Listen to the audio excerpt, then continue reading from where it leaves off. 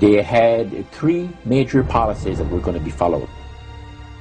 First, Lucifer says, we have to make sure that people, humans, get to believe that Satan and his angels do not really exist. You know, Roger, that's interesting because a recent research study report that I read indicated that in a national survey, I believe it's over 75% of people do not really believe in a real tangible devil. But there is one. Oh, yeah.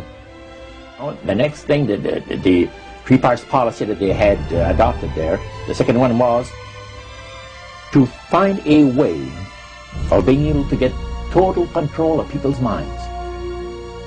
And that would be done by taking hypnotism out of the realm of the occult and introduce it as a new science for the benefit of mankind. They felt that by taking hypnotism out of the realm of the occult and introducing it as a new science for the benefit of mankind, they could then use people of great renown, educators, people of capacity, that would do great things, such as supposedly regress people in time to former lives.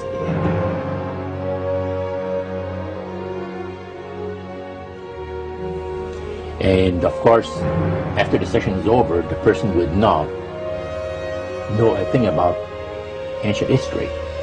And the person she or he has talked about performing, certain deeds, let's say 3,000 or 4,000 years ago.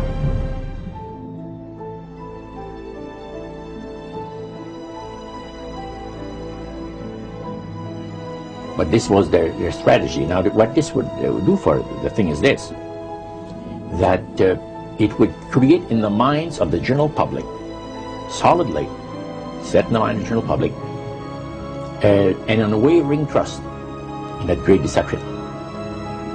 So now this would be a way of de-Christianizing the Western world through the avenue of mysticism.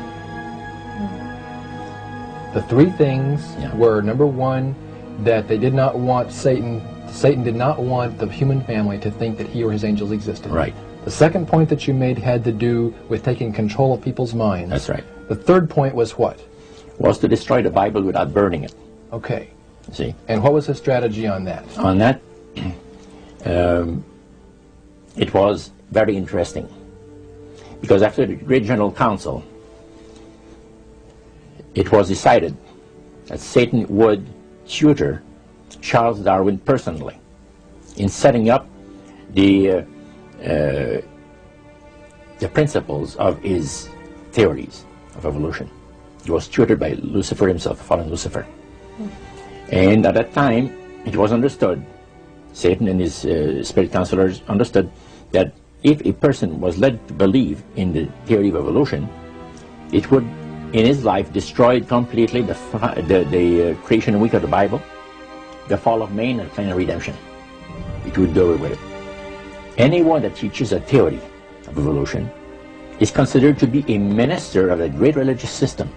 And he said that every teacher of that theory is recognized by the spirits as a person of great value and receives a very special unction from Satan himself, giving great power to induce spiritual blindness, to convince and convert. Three capacities.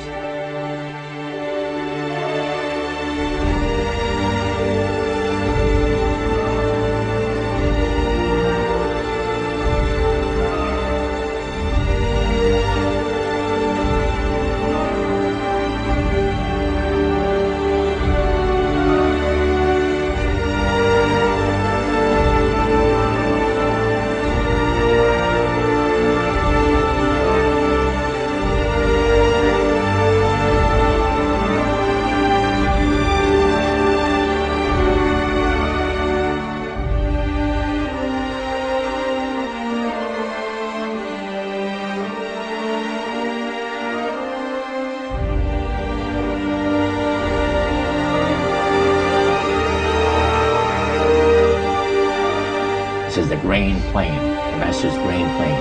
for harvesting the nations, for harvesting the multitudes of the earth into his cause, just before the close of the great controversy between the forces of good and evil. It's going to be done in a unique manner. This grand plan is going to take people are going to eat the stuff. Because it says spirits, demon spirits, will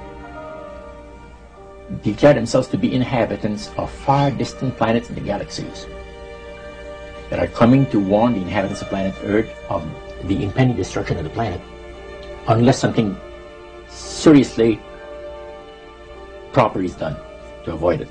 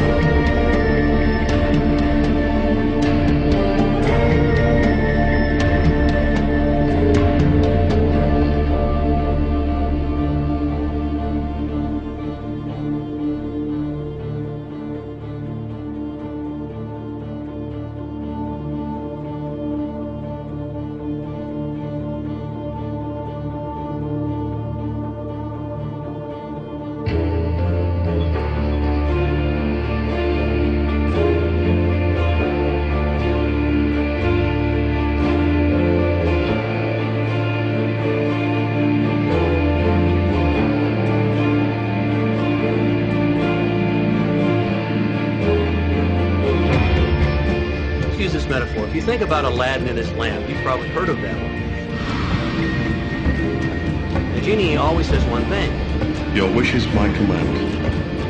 You know, the universe is this great genie, and your conscious mind is Aladdin. It formulates the intention of what you choose for your life.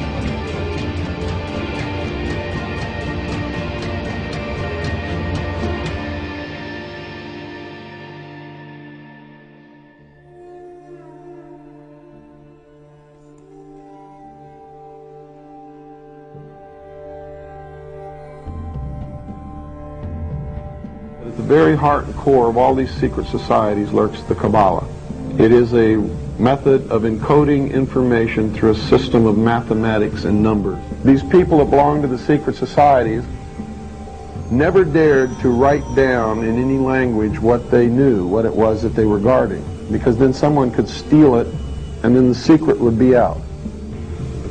So they took this knowledge and they made it occult through a system of encoding, encryption, one of which is mathematics, numbers. Another is architecture. Everybody wonder, why do they have a fraternal organization called the Freemasons? Aren't those the guys that build walls? You bet they do.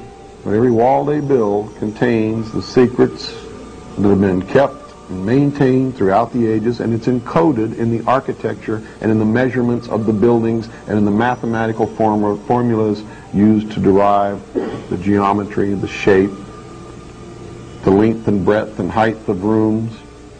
It's all encoded there.